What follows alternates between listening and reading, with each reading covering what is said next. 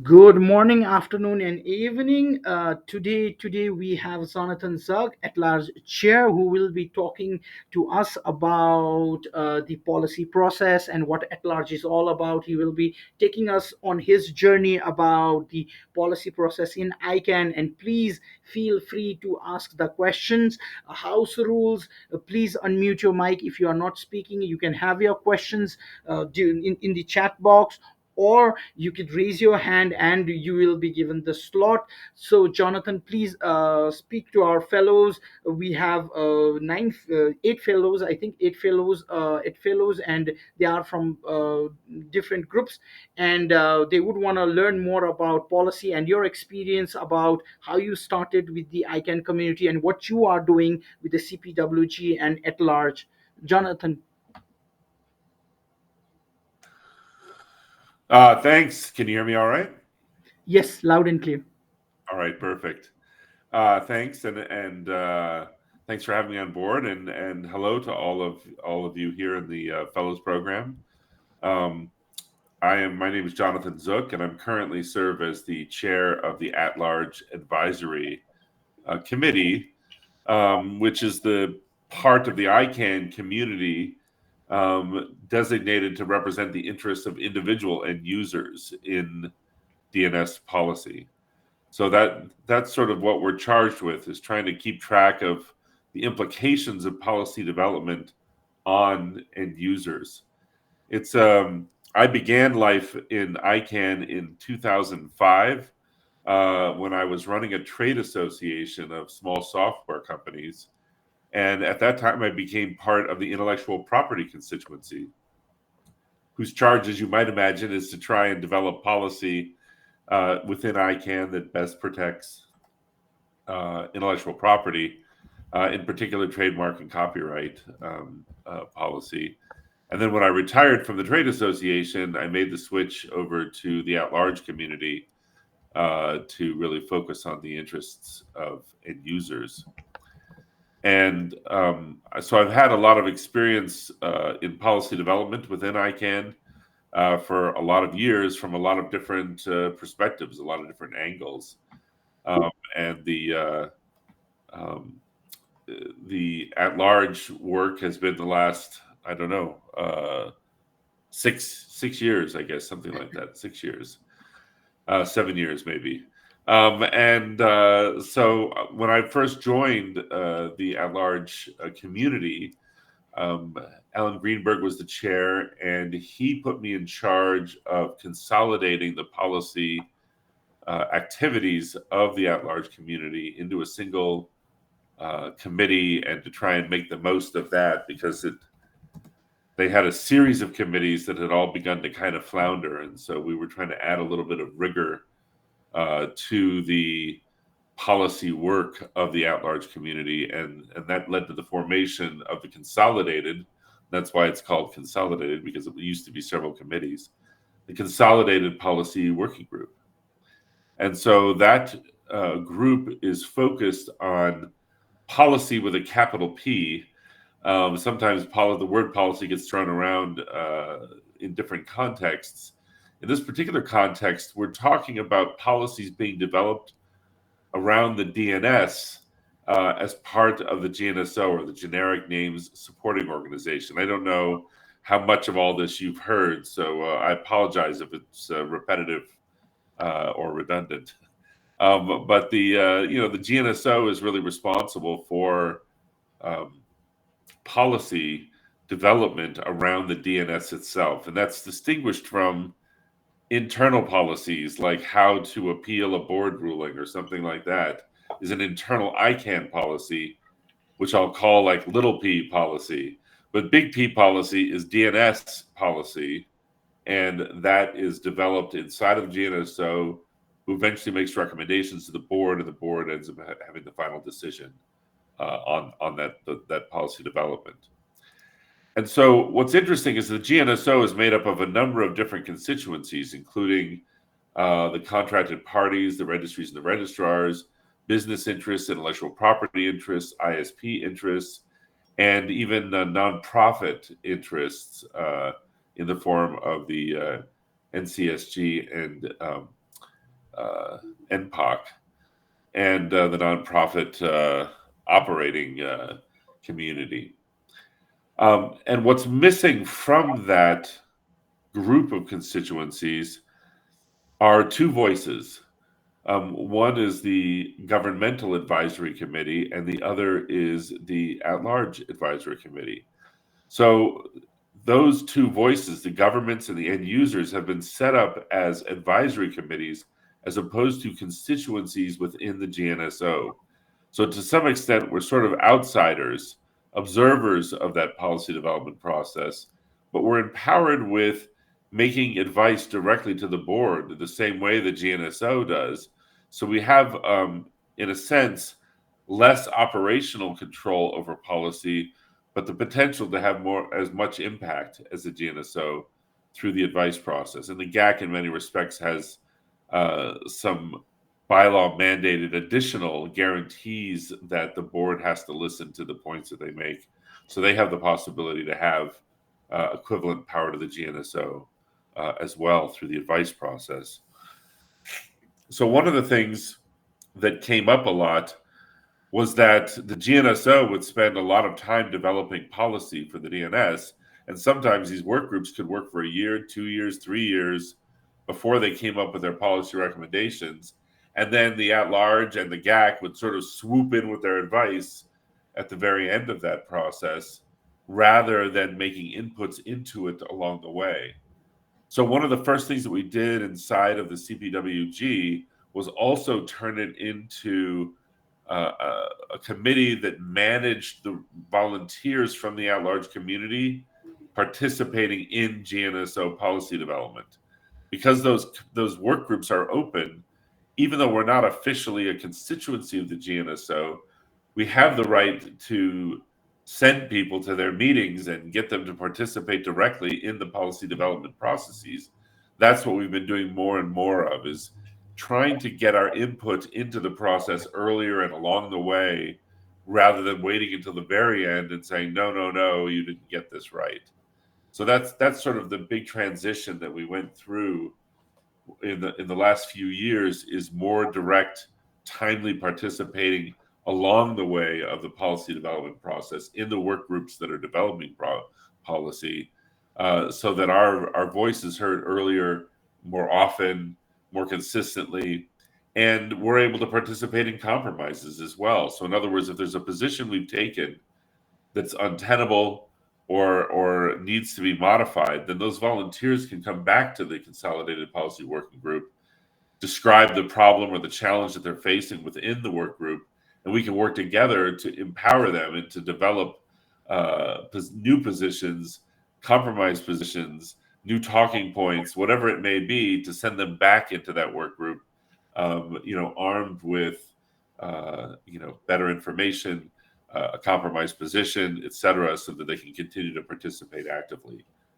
in that policy development process. So that's kind of the big change that took place.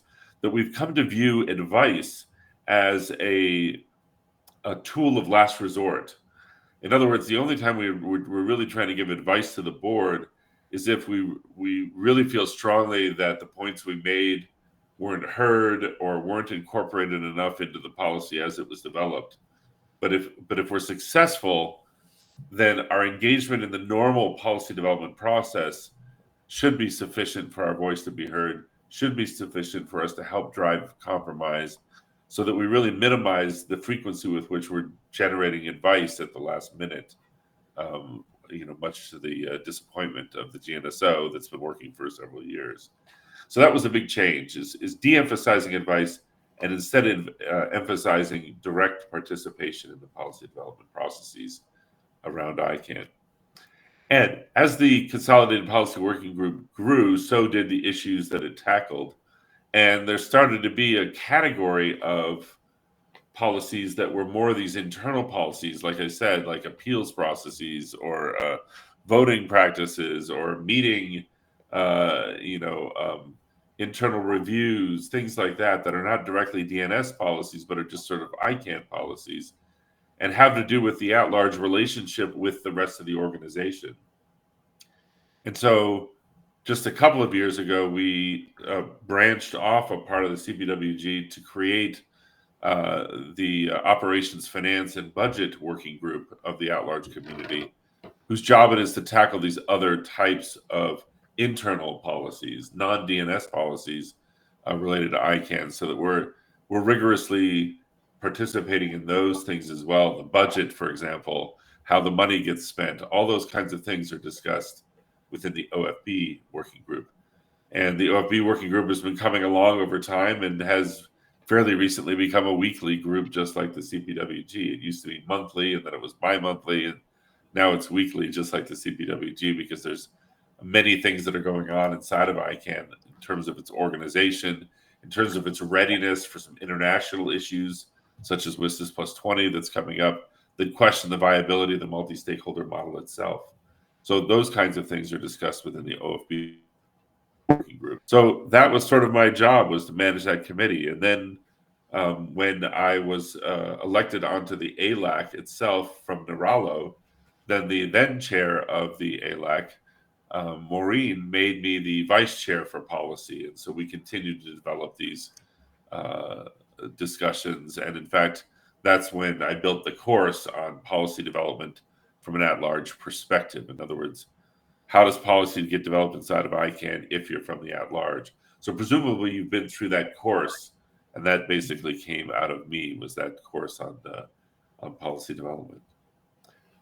So that's I guess, for lack of a better term, as Shradeep put it, sort of been my journey through policy development. And um, I'm not sure what the best next thing is to talk about. There's been so many different types of policy that's gone on over that time. So I don't know if you have a specific interest in particular policies or ones that are coming up, or Shradeep, maybe give me some guidance what the next thing is I should discuss, or I could just answer questions. Yeah, sure. I mean to say, if you have any questions, please do raise your hand or put it in the chat. We are very comfortable with you with the questions and you speaking as well. But a lot of the times, in the past also, we have heard a lot from the fellows regarding how to start with the policy. What would be your suggestion as you shared your journey? So, what was your learning, and how would you suggest it for the newcomers? Like a lot of the times what happens is the newcomers, new fellows come into the community and they kind of like jump into all the groups, so that creates a lot of problems. So what would be your suggestions to them? Yeah, sure. I mean, I think the first thing is, if you're interested in DNS policy, is to start attending CPWG calls. Just start being on them. You don't have, there's no privilege, they're open to the public. You can simply join any one of those calls and listen in and sort of see what that process looks like, and what those discussions are like. And we actually have a lot of lurkers on that call, including board members and others who enjoy the discussions that take place and gain a better understanding of policy because of them. So I would think that that's the best place to begin, is to just start lurking, just start coming on to the CPWG calls and seeing the kind of conversations that are taking place. I think if you're just starting, that's the best. If there's some aspect of policy that's of most interest to you, you might get more direction. I mean, you might there's documents to read on positions we've taken on different aspects. Like we struggle sometimes with the distinction between a typical end user and a registrant end user, because I think we consider them both to be end users in many respects. But the interest of registrants, in other words, those people that actually have a domain name and those who don't, those interests are not always aligned. And so, we've had to make the decision that when they're not aligned, we're going to side with the greater numbers, which is the end users that don't have um, a registered domain, because that's what the truth of most people on the internet, they don't have a domain name, right? And so, it gets a little complicated when you have to make those kinds of distinctions, and those are some of the conversations that take place as well. Shradeep, go ahead. Yeah, I was just asserting the point that you were saying, that it is really the thing. And the point is that a few minutes back, one of the fellows had a question. Abdul Rahman, would you like to put that question to Jonathan as well? Yeah, okay, no problem. Thank you, actually, David. Thank you, Jonathan. My question was about the difference between participating online and on-site, because we always participating online and we sometimes have engaged with questions or comments. But what is the most thing that we, let's say, get surprised, or we need to get benefit from participating on site, and how we can avoid finding ourselves like in a chaos of a lot of workshops or sessions, or yeah. So this is my question. Thank you. I'm not positive that I understand that question. You mostly have participated remotely, but because you're in this program, you're going to be at the next meeting. Is that what you mean? And Yeah, how this to will handle be, it differently? yeah, how I can get benefits from participating on site physically. Yeah, I mean uh, it's a little bit overwhelming for sure, and making decisions about where to spend your time can be difficult. And so the very first thing that I would do is not worry about it.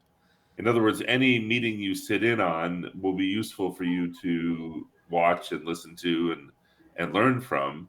And so I wouldn't be too concerned about being too choosy about what sessions you go to, etc.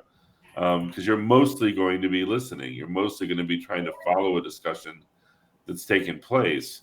So, I mean, the best possible thing you can do is read the document, for example, that's being discussed. So, one of the things that's being discussed at this meeting is registrar transfer policy, which seems boring at first, but it has to do with how you can change registrars and what protections need to be in place so that your change of registrar can't be done without you and your domain name stolen, right? And so how does that, are those protections sufficient? Are they confusing? Are they too much to the benefit of the registrar and not enough of a benefit to the registrant, right? So that's going to be a conversation that's taking place. And so there is a document, there's a set of recommendations that are in place that they'll be discussing comments on. And so if that's of interest, then I would read that document before getting to the meeting so that the discussion itself makes more sense, right? That's the most difficult thing, is context. And when you show up to an ICANN meeting cold, not being aware of the things that are being discussed, then it all just seems like a swirl and you have no idea what people are saying, because nobody's going to guide you through the very beginning of an issue to the end verbally at an ICANN meeting. It's not going to happen. You're going to need to look back at some of the recordings of the conversations that have taken place previously. You're going to have to read the documents that are going to be discussed. There's no substitute for doing some homework before you get there, because then you'll be able to really follow what's going on in those conversations. So I think that's how you prevent yourself from being sort of overwhelmed when you get there. Pick some things of interest and prepare yourself to understand the conversations that are taking place. Does that make sense? Yeah, yeah, exactly. Thank you, Jonathan. Any more questions? Uh, Yeah, please go on. yeah. No, I mean, I think it's a perennial problem. I mean, there's a entering into this thing is not something that you're going to be an expert at right away. I mean, when I first showed up in 2005, there were all kinds of conversations going on that I wasn't aware of, that I wasn't familiar with, that I had to become familiar with over time. So, sort of developing a niche for yourself and understanding, a particular aspect of policy that interests you the most, and then get some depth in that area is the best place to begin, I think. So, any more questions, please? Jonathan Zuck is the guru of policy, and like the way he simplifies policy, no one else. And if you have any confusion, anything regarding at large, or the community, you can just put your question in here, because this is the time for you to learn, to prepare, and when you go out there you can perform and you can learn. Because it looks very very from outside, ICANN community looks very technical, but a lot of the work that ICANN does is policy making, right? And a few minutes back we had a short introduction, and Nitish, you mentioned something about policy, community policy and things like that, domain policy and things like that. So do you have any questions, or you want to ask anything about that to with Jonathan? Yeah. Hi, Jonathan. I'm Natish from India. Hey, Nitish. So in general, this conversation was great. So I was just curious. This is my first session at ICANN, and I was curious from the policy side as to what's happening at the moment in general, because I'm not aware much. And within India, I know little things like India trying to make a move where one guy can't own more than three .in domains or two .in domains. So stuff like that, what's happening globally, what's I can stake like that. I would like to know more about the global development, as I'm a law student now, so I'm mostly interested in the policy. And I also, secondly, firstly, is there any move like that for the .com or the other TLDs where there's a restriction on the number of domains one owns, or is there a policy in making, or was a discussion already held? Second thing is, how do we get to progress ourselves to contribute more in a more key position like a vice chair or a member of the committee? How do we get there? What's the ladder? How long does it take? So I'll take the last question first, and it's an organization that very much rewards merit. So in other words, if you start participating on CPWG calls, and then there's, like, for example, a call for public comment on a particular policy process that comes out of the GNSO. The first thing we do is ask somebody to go read that document and come back to the CPWG with talking points and user perspective on that document. Right? What are the three big messages that we would want to deliver as the at-large community about this document? And then that conversation takes place. And once we've settled on those talking points, then there's a call for a volunteer to actually draft something that makes those points, in the form of prose, right, in a document form. And so, participating in that way, even on a small topic, is a way to gain visibility, and both within your Rollo and both within your which for your in your case is AP Rollo, and within the at-large community as a whole. And that's when opportunities present themselves. I mean, there are some travel slots that are kind of fixed for people that have titles, but there's also travel slots that we use for people that are doing the work. So, for example, our representative to the registrar transfer working group is going to the meeting because he's working on something that's being discussed at the meeting. And so he's not, doesn't have a title. He's not on the ALAC. He's not a Rollo chair or anything like that, but he's going to the meeting because he's needed there. And so that's your best first thing to do, is to be needed by developing some expertise in a particular area and being the shepherd, or some people call it the subject matter expert. The problem with SME is that I'm used to calling it a small and medium enterprise, but some people say subject matter expert, and sometimes we say shepherd. But somebody that knows a little bit more than everybody else about a particular topic becomes a very valuable person indeed within the at-large community. So I hope that's helpful. Yeah, As yeah, far as absolutely.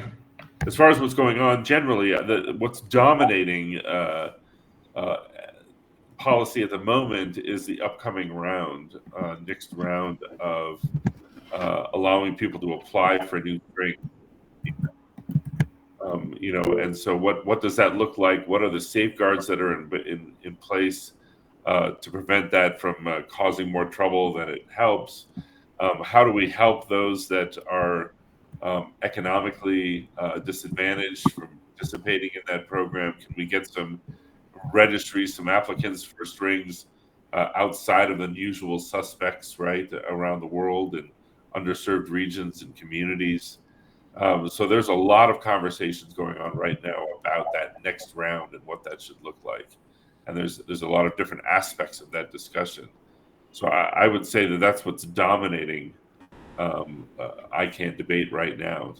In addition to that, ICANN's role in internet governance generally is one of the things that's being discussed quite a bit because, um, WSIS was a meeting that took place nearly 20 years ago that led to the creation of the Internet Governance Forum, for example. And that was an attempt to kind of um, keep at bay the forces that wanted to turn internet governance back into a multilateral enterprise rather than a multi-stakeholder enterprise. And so the future of the multi-stakeholder model itself is at question 20 years later at WSIS plus 20.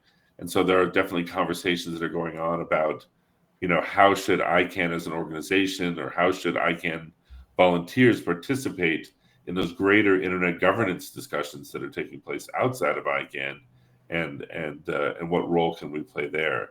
So I would say those are probably the two big things that are going on right now, in addition to 100 little things. There's also something going on that's basically a review of the organization as a whole. So there's a pilot holistic review, which is looking at how ICANN is organized. And that's something, like I said, I would call little p policy that would be handled by the OFB working group. But it's still very interesting. It's, how are we organizing ourselves, and are we doing the best that we can as an organization in the way that we're organized? So maybe those are the three big topics that are taking place right Yeah, thank you so much. now. Any more questions? Okay, there is something in the chat box. Okay, so Yeah, Sandra has a question. Could you give us the best advice to start in PPR policy development when we are new? yes, the best advice is to start attending CPWG calls.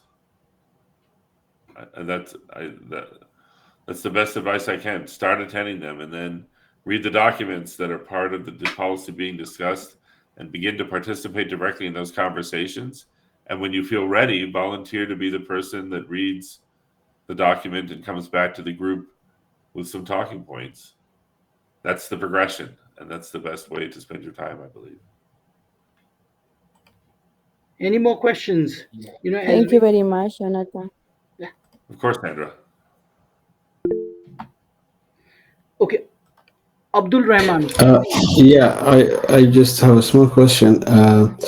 Last year, I have met Vinton Cerf, the chairman of IGF, and he said that they have like a document. They published a document last year called "The Internet That We Want," and they are in this term. They are preparing for a new document called "The Internet That We Want." How can we achieve it? Which means I think some procedures or practical procedures or steps. Do you have any idea about this document, or was ICANN engaging or has a role in these documents and discussions? I'm not familiar with that document myself. I've been focused on some internal things related to ICANN, and I'm less focused on IGF and WSIS and some of the other conversations that are taking place. So I don't want to speak out of turn, but there are people within the at-large community that are very familiar with the IGF and internet governance generally, and the discussions that are taking place at the upcoming WSIS meeting. And so if you came to an OFB working group meeting, you could raise that question, and there would be several people that would have a good answer for you. So come this Thursday. Come this Thursday and ask your question. Okay, what is the name of the meeting? Sorry. The Operations, Finance, and Budget Working Group. I'm sure Shurdeep can get you the Link or information. link exactly. Sure. Okay. Yeah, the schedule. Thank you, Jonathan. That's on Thursday. Any more questions? This is the opportunity. Please, if you have any questions regarding policy or community engagement, especially with at large, you can have your question right now because Jonathan Zuck is here, and he's the person, he's the chair. So please have your question in writing. If you want to have it in chat, it's there. If not, also you can Uh, unmute. Yep. Hi, Jonathan. This is Bakar. I am the individual member of Naralo. I am based in Canada. Cool. Actually, I would like to know about the ICANN Policy Development Accelerator Program. I heard that this program is being launched in the month of August, but it's still pending. As you know, that this program provides opportunities for new ICANN community members to build substantive knowledge on a specific policy topic. So I'm just curious to know that if you have any idea when this policy is launching.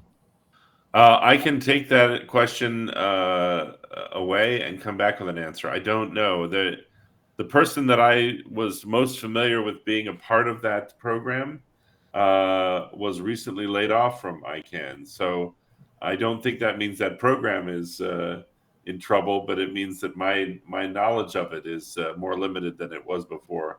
So I can look into that and get back to Shrudeep with some answers about Sure. that. Thank you. Thank you, Jonathan. Okay, thank you, Jonathan. Even I have no idea. I think Melissa was leading that program. Okay. That's right. Yeah. So, And she's gone now. oh, sorry to know this, but that program was good.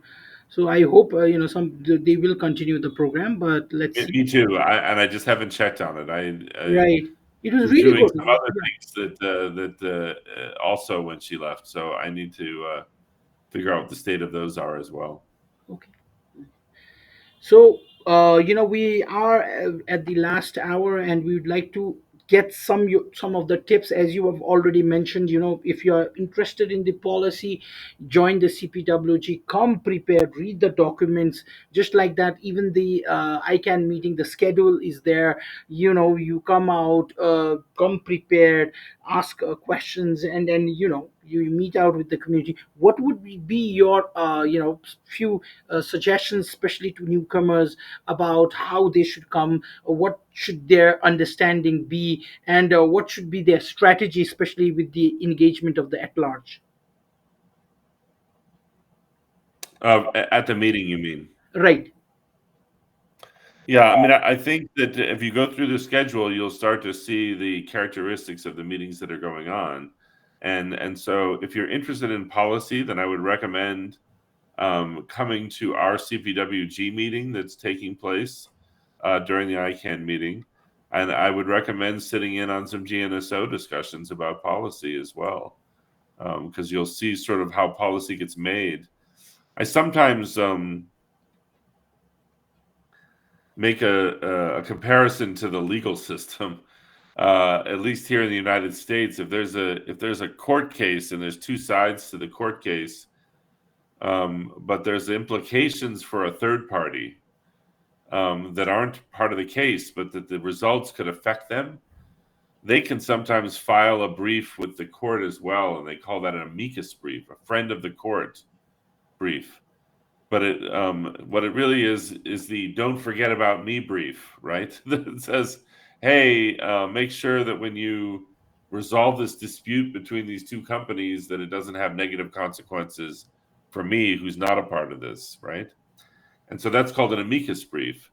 And I think sometimes that's the way that the at-large community participates in ICANN development. In other words, there's this natural tension between the contracted party house and business that finds that you'll see when you attend GNSO meetings. There's a natural tension between the business interests, which includes the ISPs, which includes the IPC, and the contracted parties, which is the registries and the registrars. Because basically, there's people that need the internet to do their business, and there's some people for whom the internet is their business, and those interests are not always aligned, right? And so most of the clashes that take place in policy development at ICANN are between those big groups. And what we do is sort of raise our hand and say, hey, don't forget the end users, that when you're done clashing with each other, the small village that Godzilla has stepped on would like to raise its hand early and not get stepped on, right? And so that's the kind of the role that the at-large community plays, is this third party that says, "Hey, I know you're having this clash, but don't forget about the consequences for us." And you'll start to see that that dynamic play out in the way that we participate in the issues that we raise that might not have been originally a part of the conversation that was happening between business and the contracted parties. So I hope that's helpful. But just observe, show up to things, pay attention, talk to people in the hallway, capture people after a meeting to ask a question of them. Most people at ICANN want there to be more people who are aware and more people who volunteer, and so they're willing as a result to answer your questions in the hallway over coffee, etc. So don't be afraid to ask those questions. All right. Oh, thank you, Jonathan. This is your last chance to ask questions with Jonathan. Please, if you want, raise your hand or unmute yourself. You could do that.